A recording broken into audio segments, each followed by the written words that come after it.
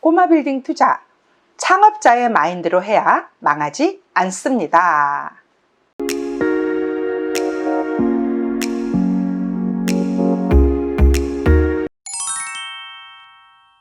안녕하세요. 부동산 전문가 마채연입니다. 고수들만 알고 있는 부동산 투자 비법 한 주에 하나씩 알려드리고 있는데요. 오늘은 꼬마 빌딩 매수를 위해서 가져야 하는 마인드, 좀 고리타분한 이야기를 하려고 합니다. 다주택자에 대한 규제로 인해 투자처를 잃어버린 부동산 투자자들과 가진 현금에 비해 마땅한 투자처를 찾지 못하는 부자들은 지식과 용기 있는 사람만이 할 수 있는 전통적인 투자 대상인 빌딩 투자, 그 중에서도 대지 40에서 60평대인 3, 4층 이상의 오래되고 낡은 상가 건물, 통칭해서 꼬마 빌딩이라고 하죠. 꼬마 빌딩 투자가 수익형 부동산 투자자들의 로망이자 종착역쯤으로 인식되고 있는 현실입니다. 더구나 2018년부터 본격적으로 시작하여 코로나19 시기에도 유행처럼 상가 건물 투자가 인기를 얻고 현재도 꾸준히 찾는 사람이 많습니다. 그렇지만 좋은 꼬마 빌딩 찾기가 하늘의 별 따는 것보다 더 어렵다고 합니다. 그런데 꼬마 빌딩 사기만 하면 황금알을 낳는 거위가 맞을까요? 상가 건물로 인하여 고전했다는 또 망했다는 이야기도 심심치 않게 들리고 있고요. 이때 어떤 생각을 가지고 꼬마 빌딩을 투자해야 망하지 않고 초등학생도 꿈이 된 조물주 위의 건물주를 실현하게 되는 것일까요? 꼬마 빌딩의 주인이 된다는 것은요, 그 빌딩에 임대하여 사업 또는 자영업을 영위하고 있는 임차인들을 대상으로 임대사업을 하는 사업가가 되는 것입니다. 즉, 경영자인 것입니다.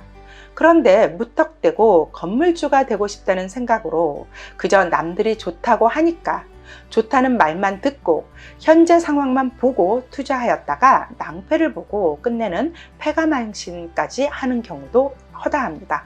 꼬마 빌딩에 투자하는 사람은 창업자 마인드를 가져야 합니다. 임차인들을 대상으로 임대를 하고 또 가지고 있는 동안 가치를 올려서 시세 차익으로 수익을 창출하는 사업가가 건물주인 것입니다. 꼬마 빌딩 경영을 어떻게 운영할 것인지 제대로 준비해서 임대 사업을 창업해야 할 것입니다. 많은 자산가들은 사업에서의 수익도 수익이지만 가장 많은 수익을 주는 것, 또 부의 가치를 올리는 것이 사업 부지로 매입하거나 투자해 놓은 부동산을 통한 몇 배 이상의 시세 차익과 또한 곁들이는 월세 수익으로 누구도 눈보지 못하는 최고의 부자 대열에 오르게 된 것입니다. 누구나 부러워하고 되고 싶은 부동산 부자의 기본, 건물주가 되려면 철저한 준비가 필요합니다. 일반인이라면 안 먹고 안 쓰고 전략하고 투자하여 대개는 5, 60대가 넘어서 생애 가장 큰 재테크를 하게 되는 것이 꼬마 빌딩 투자입니다.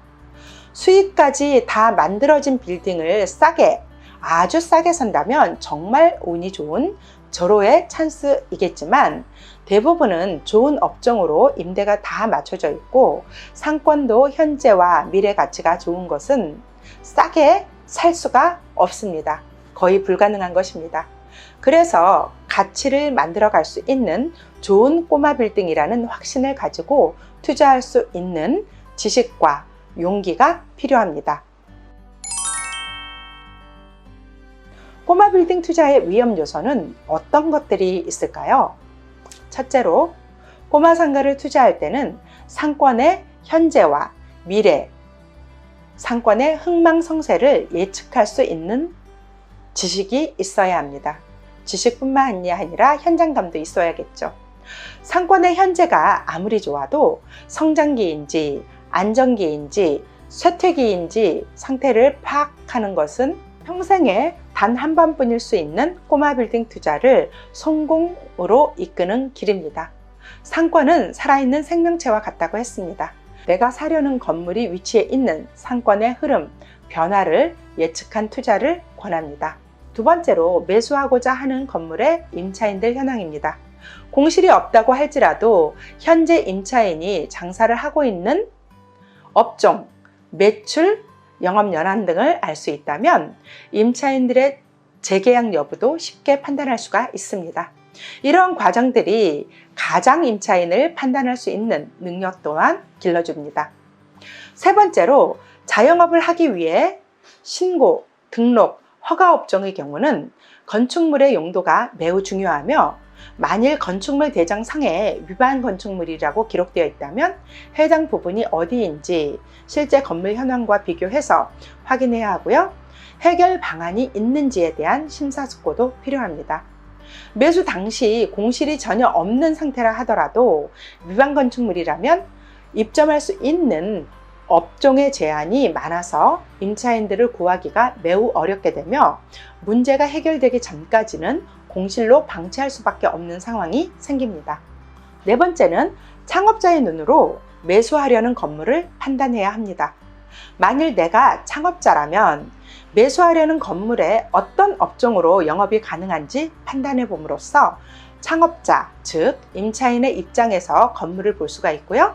상가가 공실 상태라 하더라도 유치할 수 있는 업종에 대한 판단과 계획이 있다면 두렵지 않습니다. 창업자의 눈으로 상가 건물을 판단하게 된다면 정확한 임대사업에 대한 방향성을 잡을 수가 있고 나아가서 어떻게 건물 가치를 높일 수 있는지까지 대비할 수가 있어서 싸게 상가를 사고 높은 차액을 얻을 수가 있습니다.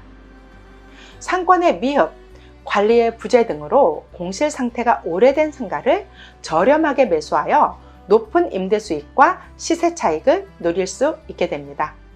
꼬마 빌딩도 경영입니다.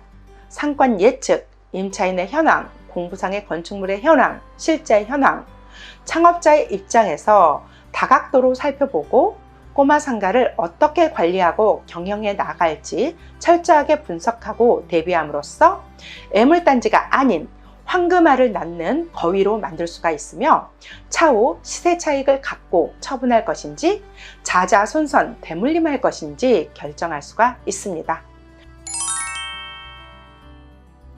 고수들이 꼬마 빌딩을 매수하려는 상황에서 어떻게 위험을 피해가는지에 대한 비법을 알려드렸습니다. 오늘도 시청해 주셔서 감사합니다. 구독, 좋아요, 알림 설정으로 아무도 알려주지 않는 부동산 고수들의 투자 비법 한 주도 놓치지 않고 시청하신다면 당신은 성공하는 부동산 투자자가 될 것입니다. 저는 미건부동산 대표 부동산 전문가 마채현입니다. 감사합니다.